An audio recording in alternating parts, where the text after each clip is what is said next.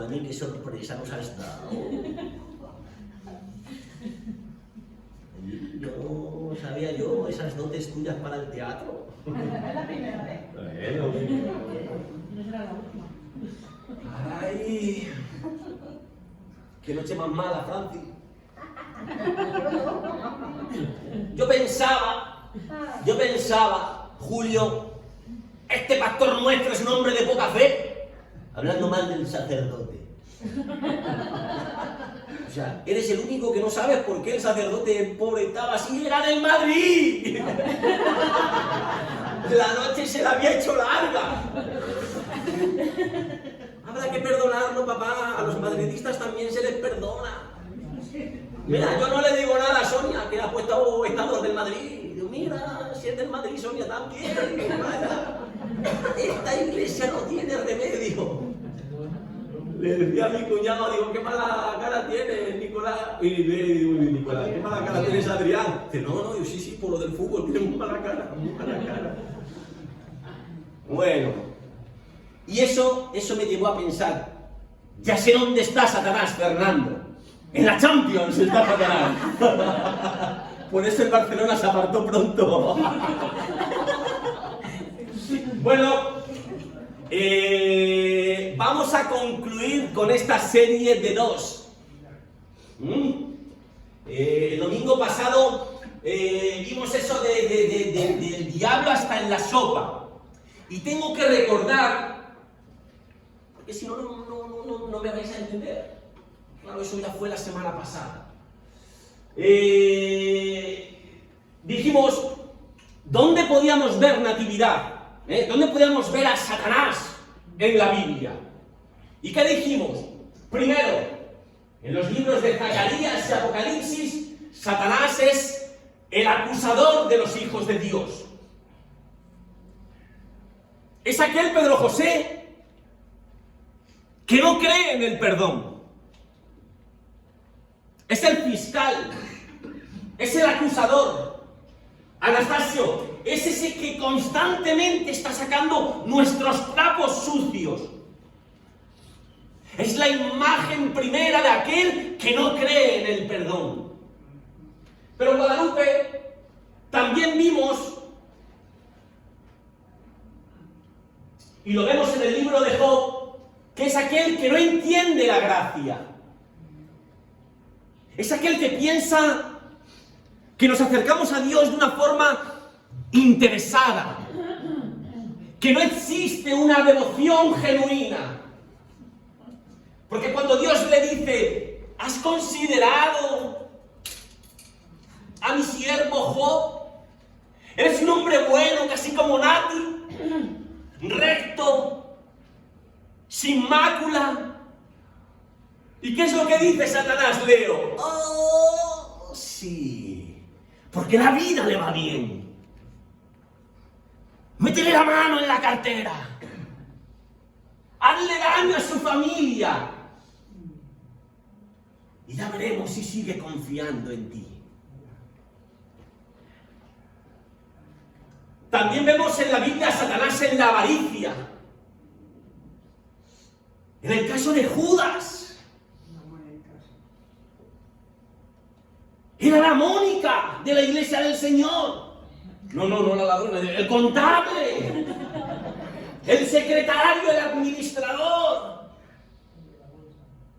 Y por unas viles monedas, ¡guala! Vende a su maestro, vende a su señor, por el precio de un esclavo. Al Salvador, al Redentor. Eso es lo que valía para él. El precio de un esclavo. También lo vemos en la Biblia como le susurra a Pedro un atajo para que impida que Jesús vaya a la cruz. Vimos, y también lo recordamos el viernes en el estudio, cómo estaba inspirado por Dios.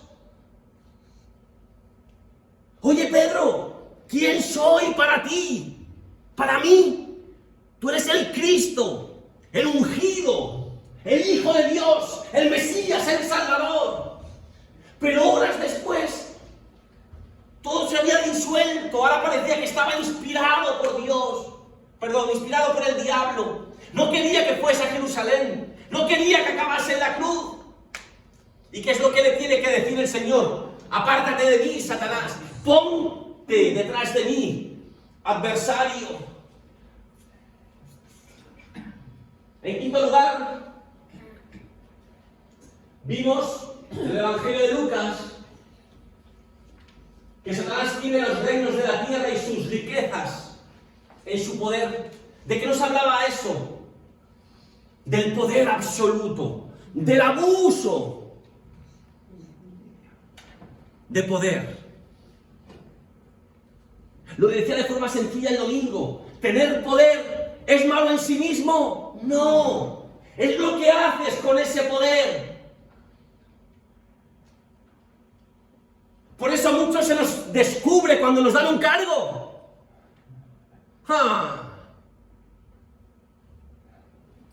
Ahora que soy el pastor estoy para mandar.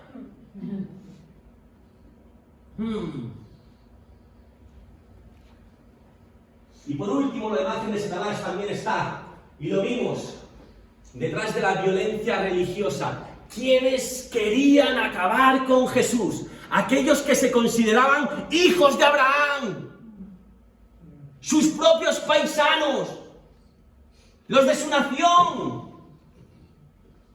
Querían acabar con él. Y ahora es donde retomamos.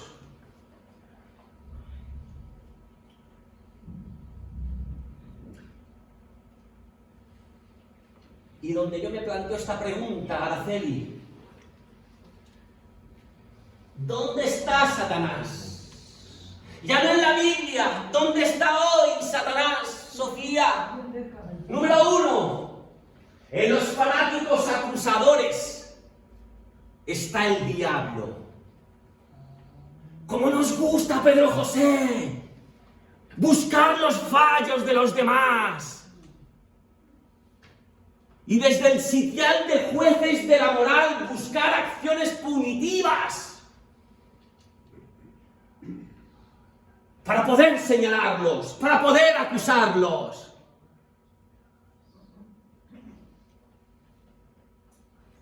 Hay gente en las iglesias que es feliz cuando ve a sus hermanos desmoronarse, cuando los ve caer.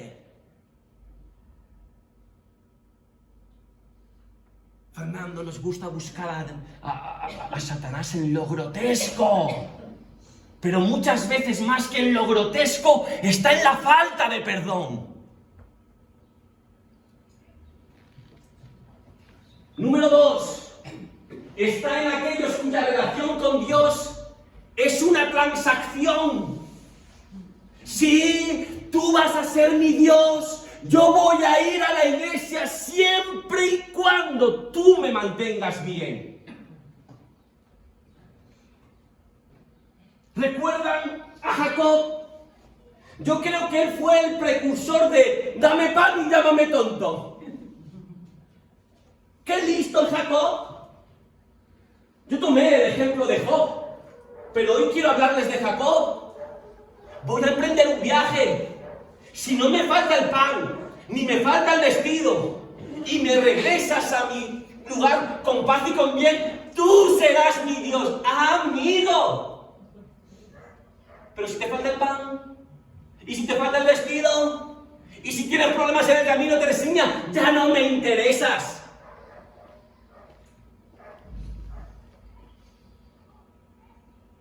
Por eso es que muchos de nosotros dejamos las iglesias cuando la cosa pinta en bastos. Porque nos acercamos a Dios por interés. ¿Qué es lo que puedo sacar? ¿No les he dicho antes? Qué triste es que una iglesia tenga que decir no doy dinero. Porque hay mucho sinvergüenza que se acerca a la iglesia por qué es lo que puedo sacar. Algunos vienen a la iglesia a hacer negocio, a buscar contactos. Pero tú, ¿qué es lo que estás buscando? Por 30 tristes euros en el bolsillo te vendes.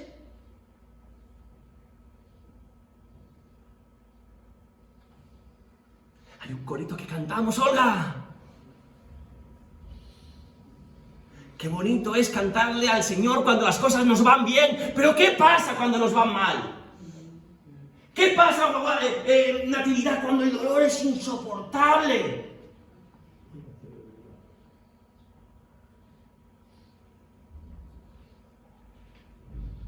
¿Qué pasa, Guadalupe y Sofía, cuando lo más duro que te puede ocurrir en la vida te golpea? Y no una sola vez, sino dos.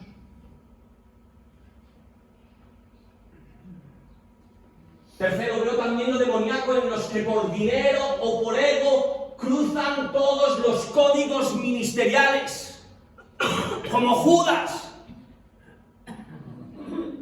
que por 30 tristes monedas es capaz de vender a su Señor. Lo veo en esos que en un evento que fueron 50, presumen de que fueron 200, de los que alardean de títulos que no poseen. Tú, Juan, ¿y sabes que yo tengo un doctorado en ciencias bíblicas? Pero si apenas me saqué el graduado. Y con suficiente. Doctorado en ciencias bíblicas. Leí de una iglesia en Centroamérica, Mónica. Una iglesia de 25, 50 personas en un local de 5.000. Uno preguntaba, Fernando, ¿y esto? ¿De dónde ha salido, Julio? Dios nos está bendiciendo. El dinero procedía del narcotráfico. Menos mal que Dios nos bendice. Número 4. También lo veo. También lo veo en el abuso de poder. En el poder absoluto. Mira, ya no es el poder del servicio. No es el poder de limpiar mierda, Pedro. No es el poder de servir a los demás. No es el poder que el Señor Jesús quiso enseñar. El poder del reino de Dios.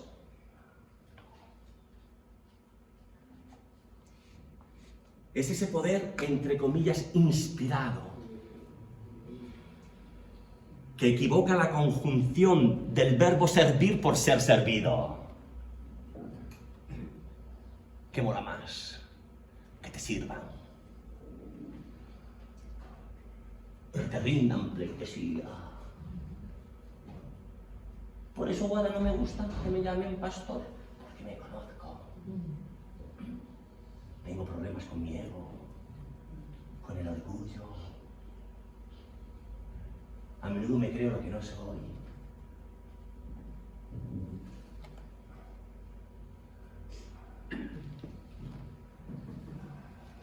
También cuando se saca la cruz de los mensajes, veo a Satanás. Pedro quería ser un discípulo con una buena teología, pero sin cruz.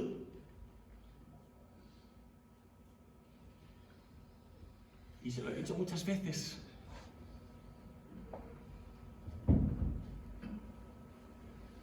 La cruz es la forma que Dios tiene para acabar con nuestros egoísmos.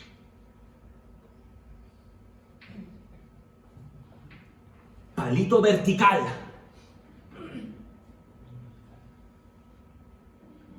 Eso me lleva a amar y a comprometerme con Dios hasta el final.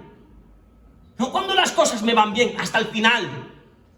Pero el palito horizontal me lleva a comprometerme con mi prójimo hasta el final. Y cuando tú vives en esas coordenadas de la vida, Francis, cuando tú entiendes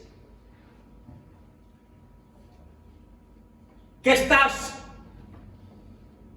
para comprometerte con Dios y para comprometerte con tu prójimo, te vas a dar cuenta de que te queda muy poquito tiempo para vivir en el egoísmo.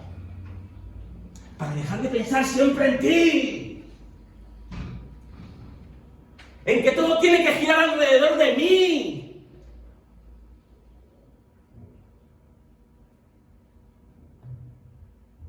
Como nos enseñaron en el seminario la teología del solomillo. Solo, mí, yo, el egocentrismo más absoluto.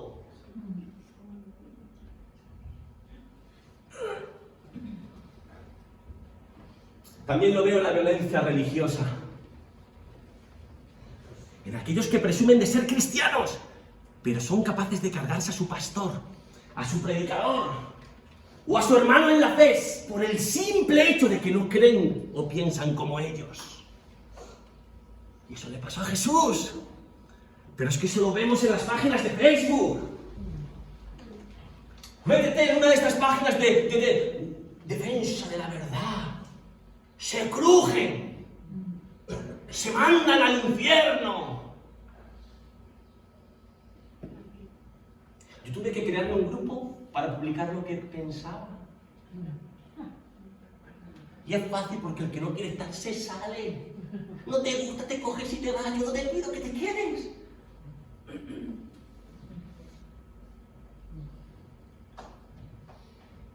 ¿Qué le dijeron a Jesús? Francis, ¿no había dónde meter de mano? Sobornan aquí a unos falsos acusadores, Jorge. Este iba diciendo que derribaría el templo y en 3 días lo reedificaría. Julio dijo eso, Jesús. En ningún momento dijo eso. Que él iba a derribar el templo de Jerusalén. Eso lo dijo Jesús. No lo dijo. Destruyan este templo. Destruyan este templo.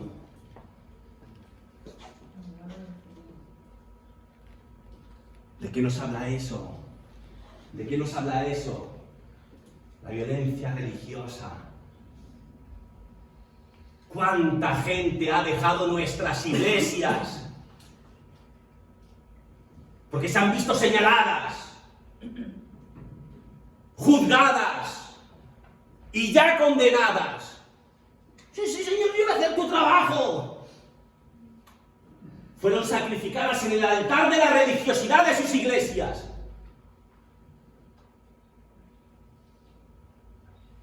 Por eso hay mucha gente que no dejó de creer en Dios. Dejó de creer en esa gente que presumía de tener a Dios.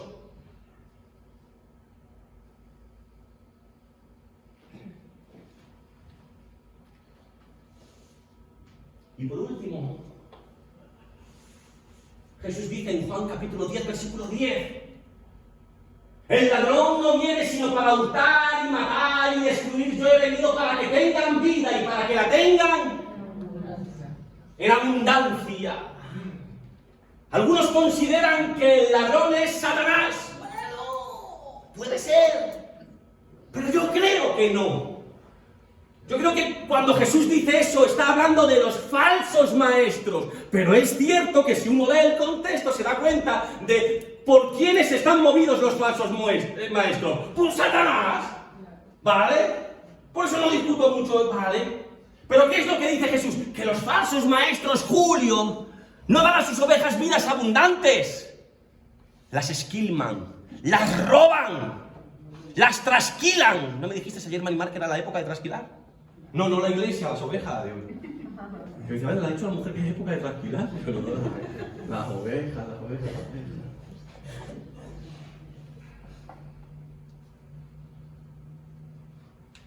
Y dice matar, Marisa. El verbo en griego, ¿sabes de qué tipo de matar habla?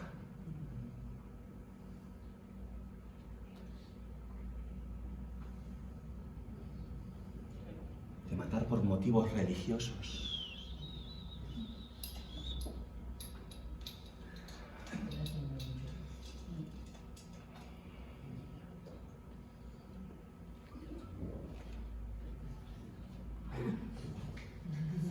Susi sabe, yo le tenía un miedo a estas predicaciones. Meses la tengo preparada. Meses. Y fue gracias a un amigo que me pidió mi opinión al respecto y me obligó a pensar en esto. Y la dejé ahí aparcada. Hasta que un día le dije a Susi, yo creo que ya ha llegado el momento de hablar de Satanás. Pero ¿y si yo fuera el diablo, Juan? ¿Y si yo fuera el diablo? ¿Qué haría? ¿Qué haría? ¡Pum! ¿Asustarte? No, porque eso podría volverse en mi contra y tal vez haría que tú te comprometieras más con la fe. Damaris, expulsar a la gente de la iglesia, sacarlas de la iglesia, ¡no! A mí no me importaría que la gente estuviera en la iglesia siempre y cuando viviera entre cuatro paredes. ¡Y alejados del mundo! A mí no me importaría que estuvieran aquí. Siempre y cuando el mundo les diera igual.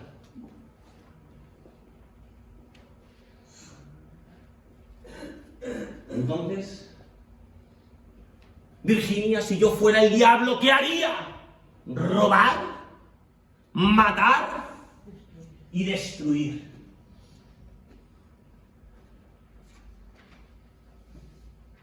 Mire, que no lo vamos a pasar en grande, Sofía.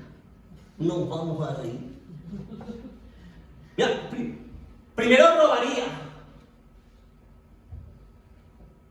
Robaría la creatividad de la iglesia y la cambiaría por rutina religiosa. ¿Qué es eso de jugar en la iglesia, Susi? No.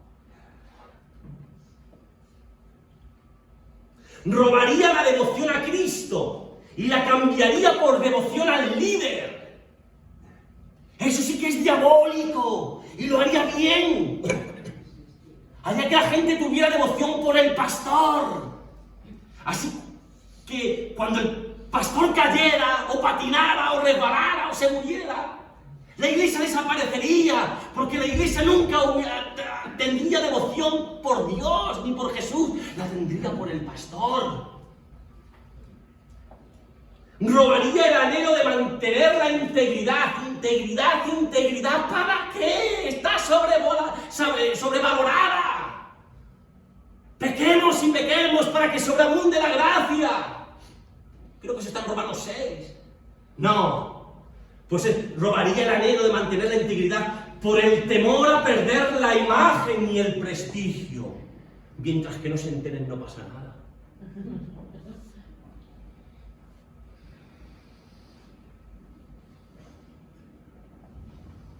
Robaría la defensa de los valores del Evangelio y los sustituiría por una defensa a las formas y a las tradiciones. Que hay que vestirse así. Jorge, que nada de pendientes. Mari, nada de tatuajes. Las mujeres las falditas por debajo de la rodilla. Así, sí, que defendamos las tradiciones, pero que nos olvidemos de los verdaderos valores del Evangelio. Preocupado porque su faldita es un poquito más corta de lo normal, pero si el mundo se cae a nuestro alrededor, que le den tremor.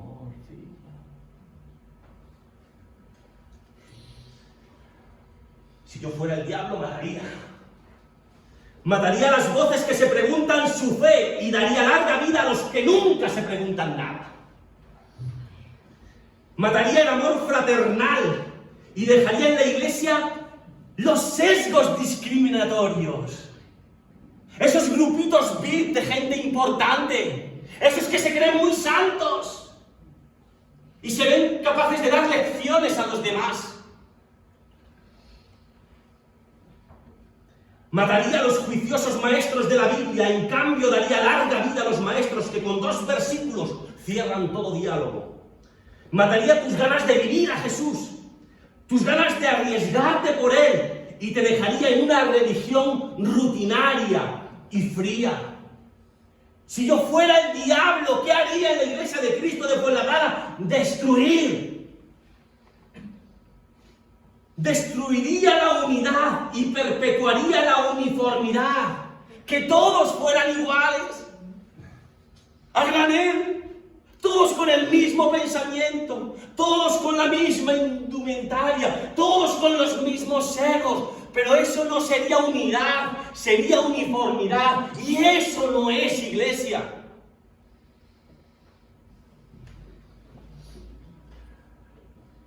A ver si les suena esto: destruiría tu fe, tu esperanza y tu amor. Eso lo he cogido de 1 Corintios 13. Y dejaría en ti la desconfianza, el escepticismo y la indiferencia.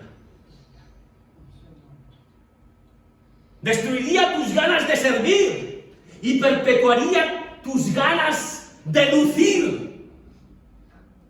Y mejor aún, de mandar. Hay gente que si no luce y no manda, no serviría. En esencia, no le he dicho que no lo íbamos a pasar bien. En esencia destruiría la iglesia desde adentro y dejaría levantado algo parecido a ella. Pero sin tres cosas: sin el seguimiento a Jesús, sin la fuerza renovadora del Espíritu y sin la compasión del Padre.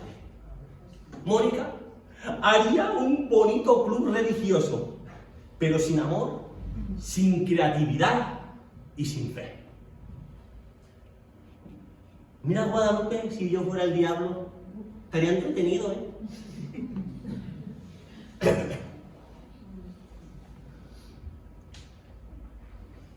¿Terminamos con algo positivo? Porque se me van a quedar así medio tensos, y es domingo. ¿Verdad, Marisa? En Hechos capítulos 16 se nos dice que Pablo va a Filipos. Ahí está Pablo. Sorprendido de Dios y atento al diablo. No como muchos cristianos que están sorprendidos por el diablo o impresionados por el diablo y atentos simplemente a Dios. Y ahí está él evangelizando, predicando, y aparece Lidia, una mujer que comercia con púrpura, con telas, y se convierte, se hace cristiana, se bautiza, y tienen sus reuniones cerca del río, porque claro, eso está fresquito, allí en el río cerquita. Y en esa ida y venida, Pablo se encontraba con una mujer que tenía un espíritu de pitón, un espíritu de adivinación. Y que cada vez que veía a Pablo decía: estos hombres son siervos del Dios Altísimo, que nos anuncian el camino de salvación. Fíjase, predicaba mejor que cualquier pastor. Aquí la endemoniada esta tenía las cosas claras.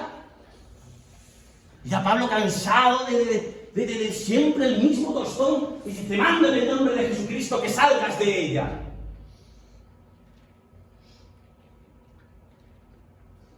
Y claro, los propietarios de esta mujer obtenían pingües beneficios por su don de adivinación. Y muchas veces pensamos que el diablo ahí está pululando por el aire, pero muchas veces se encarna en estructuras sociales, económicas o políticas, y aquí lo vemos. ¿Qué sucede con Pablo y con su compañero de fatigas? ¿Dónde acaban? En la cárcel. Les pegan a la feria hasta en el carnet de identidad. Les ponen cepos en los pies. Pero ellos estaban impresionados de Dios. Y no pierden ni un solo minuto en andar buscando el mal por la ciudad, porque están impresionados por Dios, y lo vemos, porque en medio de la cárcel se dedican a cantar y a orar, impresionados de Dios. No había tiempo para pensar en el maligno, estaban impresionados de Dios. Y sucede el milagro, sucede un terremoto, son liberados. Es lo mismo, y con esto termino, que dice Pedro al finalizar su primera carta. Dice: hermanos, sed sobrios y velad, Porque vuestro adversario el diablo, como, no te está diciendo que sea un león, como león rugiente, anda alrededor buscando a quien devorar. Y aquí está la clave, Mónica. Al cual resistid firmes. Resistid firmes en la fe. Es decir, la mejor manera para resistir lo demoníaco, la maldad, la oscuridad, papá, no es andar paranoicos con el demonio, sino que es estar firme en tu fe y en tu devoción a Dios. Como ocurría con el apóstol Pablo. Impresionado por Dios y atento al diablo. Estemos firmes, hermanos, firmes en nuestra devoción a Dios, en nuestra pasión por Dios, en nuestra fe por Dios, en nuestra confianza en Dios, en saber que aunque las cosas no son como nosotros quisiéramos, Él no nos deja.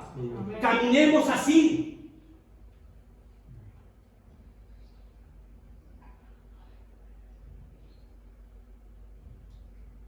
Impresionados de Dios.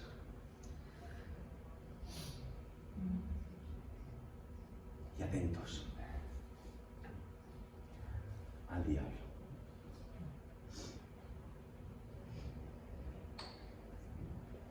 Luchemos para tener una buena semana. Que paulatinamente vayamos corrigiendo nuestros errores, Guadalupe.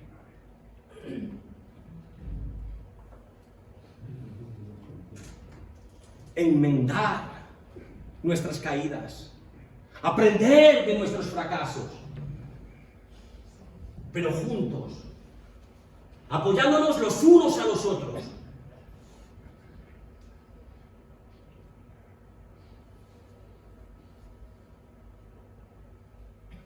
Que podamos congregarnos aquí, porque estamos impresionados de Dios, y eso se va a reflejar en el mundo.